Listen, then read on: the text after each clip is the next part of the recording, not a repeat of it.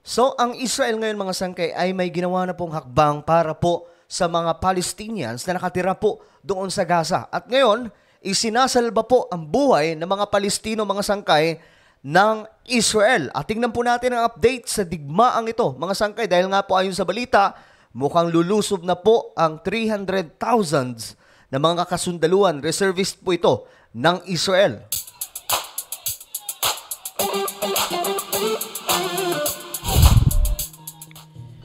Alright guys, I will give you some update about Israel and Hamas. Okay? Hindi po puro Muslim ang kalaban ng Israel dito mga sangkay. Hamas lamang po para po mas malinaw sa ating lahat. Anyway, before we start guys, paki-subscribe po ang ating channel. Sa baba po ng video na to, may makikita po kayong subscribe button. Pindutin nyo lamang po yan.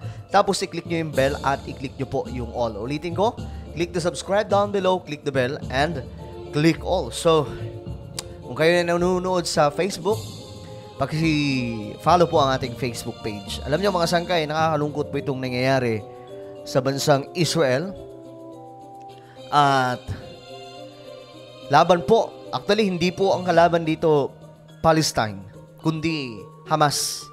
Kaya nga lang mga sangkay, naiipit po sila sa digmaan dahil po sa ginawa nitong Hamas. Okay? Itong Hamas, para po sa inyong kaalaman, ay idiniklara na pong terror group ito noon pa ng Western countries. Ngayon mga sangkay, ito po yung update. Okay? Nakakalungkot. Habang tinitingnan ko yung mga video mga sangkay about sa mga kaganapan. Ayoko ipakita dito mga sangkay, kayo na lang tumingin kasi hindi nyo magugustuhan ang inyong mga makikita, no? So ang update ngayon mga sangkay, ito nga po. Unahin muna natin to senior military commander ng Hamas. Okay? Nadali po ng Israel. Ayan po. Dahil po sa airstrikes po ata ito mga sangkay. Dito po siya nadali. Ayon po sa balita, a senior military commander of Hamas who headed the Islamist group's aerial operations in Gaza ay nadali daw po dahil sa airstrikes. The military said. Ngayon, nasawi mga sangkay. So malaking dagok po ito sa Hamas. Dahil ito po ay military commander nila. Ngayon nga mga sangkay, ang naging warning po ng Israel ay lumikas na po silang lahat. Lahat ng nasa Gaza, lumikas na. Dahil nga po may gagawin po silang opensiba na mas malala pa po kaysa inaakala po natin. Kasi alam ko, ngayon kasi nakikita po natin parang nakakatakot na po yung nangyayari dahil nga po matindi po ang ganti ng Israel eh. 'Di ba? Dahil po sa pag-atake na biglaan sa kanila, ngayon talagang ang gustong mangyari ng Israel mabura po talaga ang Hamas. Ngayon itong update mga sangkay, pinapalikas po 24 hours. Actually, tapos na po yung ultimatum. So anytime mga sangkay, susugod na po ang libu-libong kasundaluhan na may mga tangke na pandigma. Ano po ito mga sangkay Sa lupa na po ito.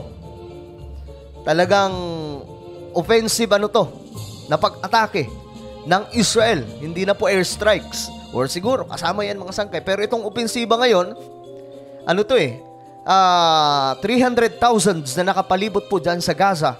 Ang ngayon, sabay-sabay po aatake mga sangkay sa Hamas. Kasi ang gusto mangyari talaga ng Israel, mabura po talaga sa ating planeta ang grupo ng Hamas. Okay, ulitin ko ulit. Ang kalaban po ay hindi yung mga Muslim na matitino, kundi itong Hamas, mga sangkay, na funded po ng Iran. Iran po ang mastermind, okay? Para po malinaw lamang po sa ating lahat. Iran po ang mastermind sa ginawa nitong Hamas. Ngayon ito po yung balita. Ang Israel umano ay tinutulungan na itong mga Palestino na makaligtas mga sangkay sa Gaza. Panoorin po natin. According to an IDF spokesperson, Israel is allowing safe movement for Gazans. As we bring you this bulletin, two main roads in the southern territory have been earmarked between 10 a.m. and 4 p.m. local time for the movement. Now this comes after the UN warned of the short time given to 1.1 million people to evacuate the area. Dami, no? 1.1 million na mga taga-Gaza ang kailangan i-evacuate. Kasi nga po, raratratin na po ng Israel Yung buong area ng Gaza, ang pagkakaalam po natin, gagawin po talagang disyerto. So, asahan na po natin, ang mangyayari, itong Gaza ay hindi na po ito magiging katulad dati. At sigurado, magiging kontrolado na po ito ng gusto ng Israel. Consequence po ito, nakipagdigma po sila. Ngayon, ito po, 1.1 million na mga Gazans ay pinayagan na po ng Israel na makaalis papunta po sa umalis na po sa North Gaza. Okay?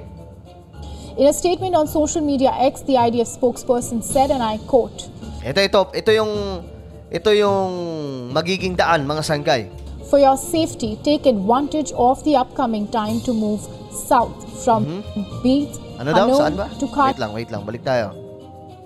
For safety, take advantage of the upcoming time to move south from Beit Hanun to Khan Yunis.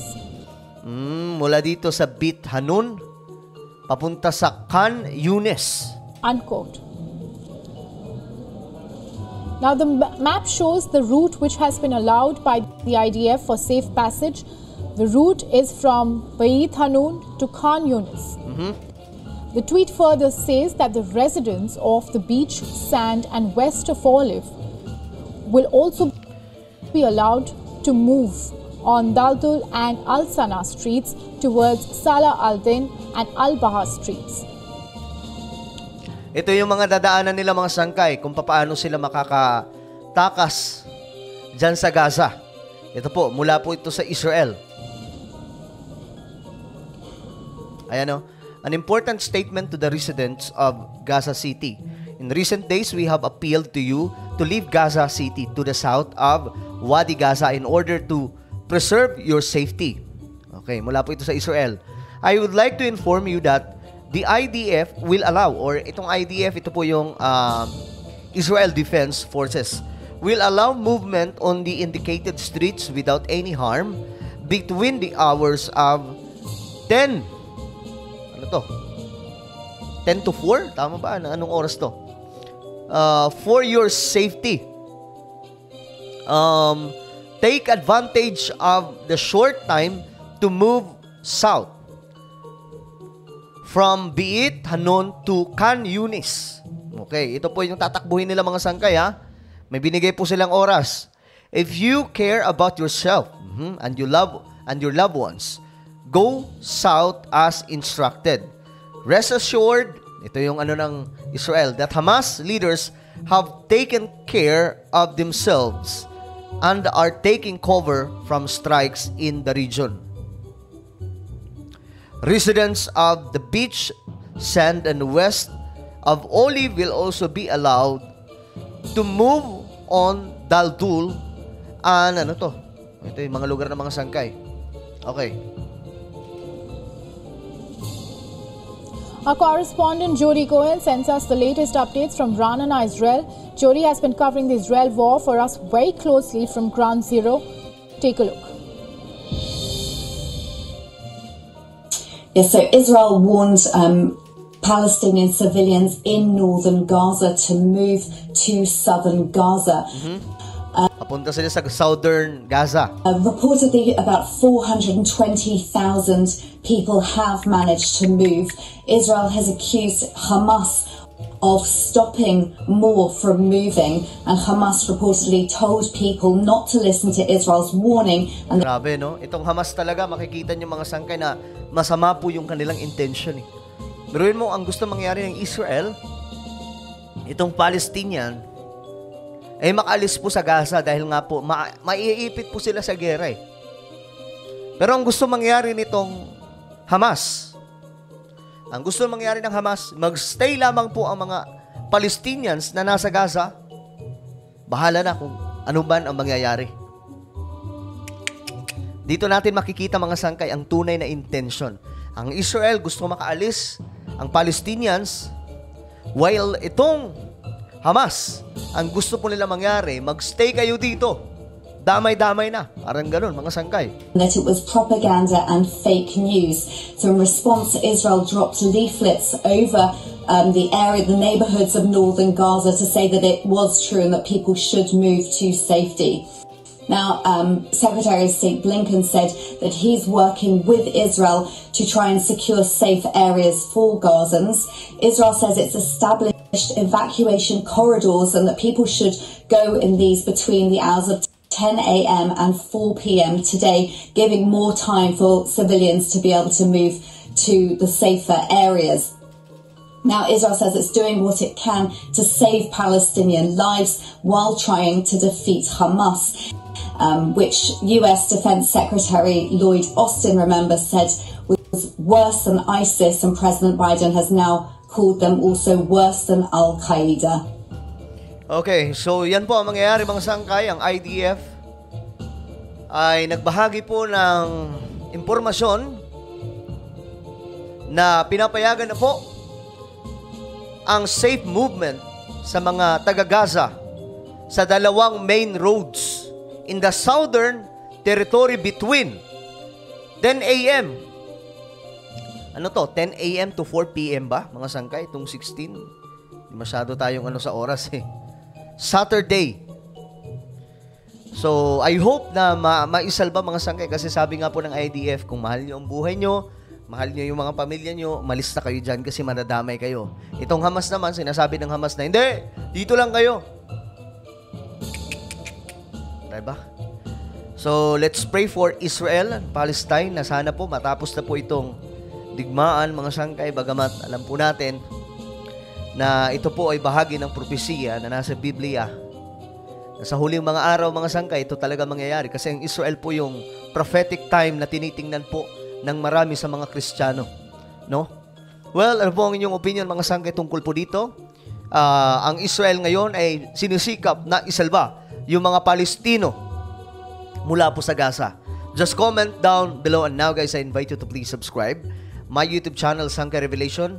Hanapin nyo lamang ito sa YouTube at kapag nakita nyo na click the subscribe, click the bell and click all. Ako na po ay magpapaalam hanggang sa muli. This is me, Sangkay Janjan. Palagi nyo pong tatandaan that Jesus loves you. God bless everyone.